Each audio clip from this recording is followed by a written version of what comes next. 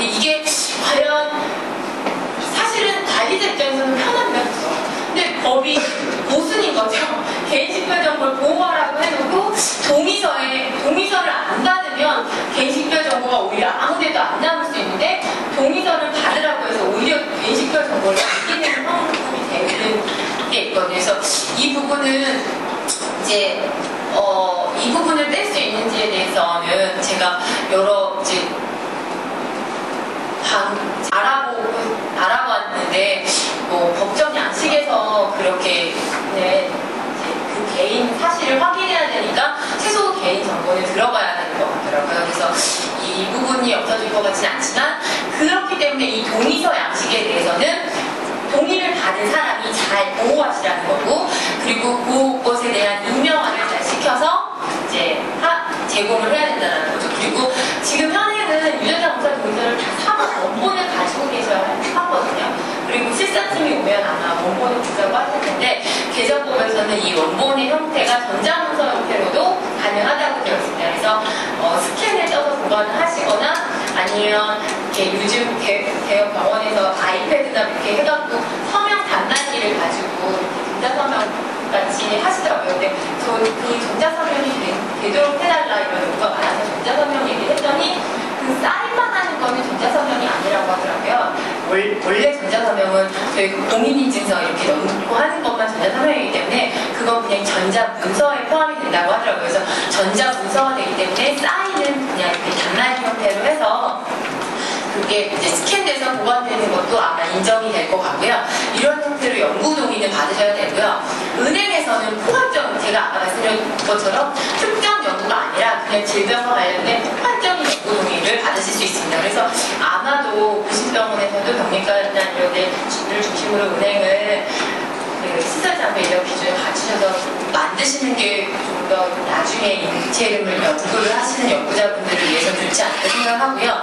채취시 동의는 은행이 직접 연구를 하는 경우에만 목적을 적게 되어 있고 그렇지 않은 경우에는 그냥 개인정보 처리를 어떻게 할 거고 제공되는 연구자나 연구기관의 범위는 어떻게 될 거고 보조 및 관리 등에 관한 사항이나 철회 시 이게 어떻게 처리될 것인지에 대해서 충분한 설명을 받고 동의를 받도록 하고 있습니다. 그래서 이 법에서 인체유해물 연구 개인이 하면 임명화를 한다는 게 사실 굉장히 어렵잖아요. 내가 개인이 뭔가를 하고 있는데 다른 사람한테 줄 때 그걸 다 일일이 내가 코드화 시켜서 주는 번거로움을 감수하실 연구자분들이 없어요. 무상으로 그냥 내가 공사를 해서 주는데 그러니까 그렇게 되면 사실상 임명화가 그냥 완전히 아무런 효력이 발생되지 않기 때문에 은행에서 좀 더 공적으로 관리하고 인체유해물을 좀 더 자원화해서 잘 관리를 하는 시스템을 공적 자산화 시키는 것이 옳겠다라는 법의 취지, 정책적인 입장이 반영이 되어 있습니다. 그래서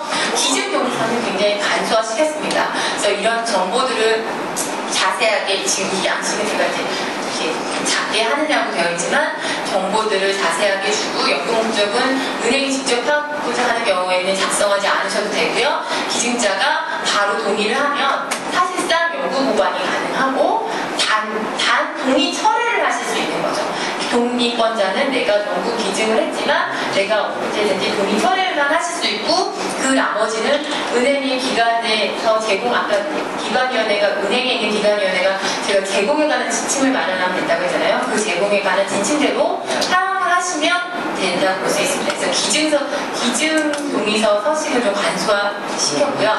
그다음에 검사기관에서는 아까 말씀드린 것처럼 검사만 하실 거면 검사 목적과 검사 대상을 어떻게 관리할지 그리고 개인정보 철회가 어떻게 되는지에 대해서만 서면 동의를 받으셔야 됩니다. 물론 이 내용은 원래 법의 목적에서는 서면 동의를 안 받아도 됩니다. 구두 동의로 가름할 수 있다라고 하고자 했지만 살아났기 때문에 서면 동의를 받으셔야 되는데 이 법의 이 51조 7항에 보면 동의 당식 및 동의 면제에 관한 사항들을 홈트를 영어로 정할 수 있다는 조항이 그대로 살아있습니다. 그래서 이게 우연인지 어떻게 됐는지 모르겠지만 어쨌든 동의서 의료기관이 진료적인 목적으로 아까 말씀드린 것처럼 다른 사용을 하지 않고 그 목적으로만 수행을 하고 회계를 시킬 거라면 동의서 서식을 받지 않아도 되고요. 그렇지 않고 내가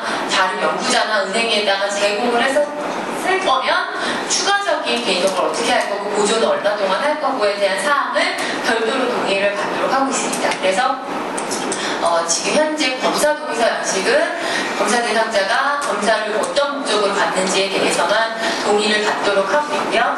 그래서 이 내용들에 대해서 만약에 추가로 자녀 대상물을 가지고 이용을 하실 경우에는 동의서 양식이 별도로 제공될지 이 밑에 포함이 돼서 갈지는 아직 결정이 나진 않았지만 아마도 이제 그렇게 제공될 예정입니다. 그리고 이제 개인정보 보호에 관해서는 지금 여기 은행이 안 만들어주셨다고 하니까 좀 참고로만 알아두시면 은행장에게 개인정보 익명화를 위한 개인정보 보호 지침을 마련하라는 의무를 부여하고 있고, 그리고 개인정보 보호안을 담당하는 책임자를 두개하고 있습니다. 그래서 그 책임자의 업무와 보호 지침에 포함되어야 되는 내용들은 현재 이제 시행규칙 안으로 마련될 예정입니다. 그러니까 참고 나중에 은행을 만드시게 되면 참고하시면 될 것 같고요. 어쨌든 인체 의뢰물을 관리를 하실 때 가장 중요한 거는 그 개인 식별 정보와 이 인체 의뢰물을 따로 분리 보관하시고 그것에 대해서 다른 사람에게 갈 때나 이런 걸 접근의 권한에 억세스권에 제한을 두시면 되거든요.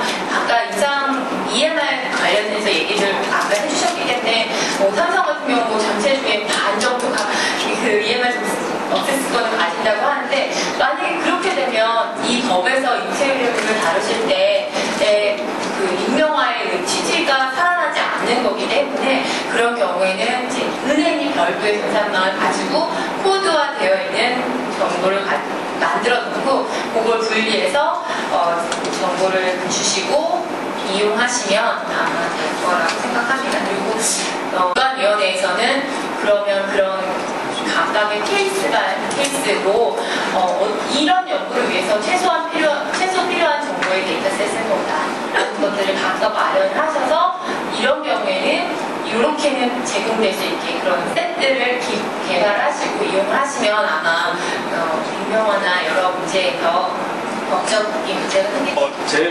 제가 이제 지금 궁금한 거는요. 이제 제가 이제 다른 임상교수님들하고 이제 어떤 그런 샘플을 사용에 있어서 했는데, 어떤 환자로부터 동의를 받을 때 어떤 특정 연구 목적으로 동의를 받을 때 이제 그 목적으로 사용을 해서 남은 거를 다시 다른 연구 목적으로 사용하고 할 때 이제 그러니까 포괄적인